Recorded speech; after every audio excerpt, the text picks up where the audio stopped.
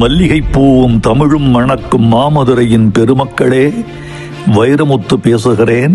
வணக்கம். மதுரை வருகிறேன்.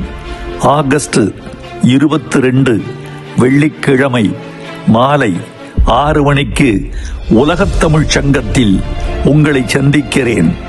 வள்ளுவர் மறை வைரமுத்து உரை நூலில் கையொப்பமிடுகிறேன். மாணவர்கள் வருக, ஆசிரிய பெருமக்கள் வருக, இளைஞர்கள் வருக, கற்றோர் வருக, திருக்குறள் மீது காதல் உள்ளோர் அனைவரும் வருக. வரிசையில் நின்று நூல்கள் பெறுக. ஒவ்வொரு நூலிலும் நான் கையொப்பமிடுகிறேன்.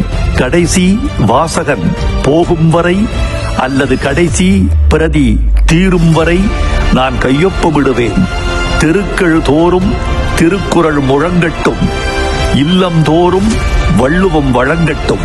அன்போடு அழைக்கிறது வெற்றி தமிழர் பேரவை, மதுரை.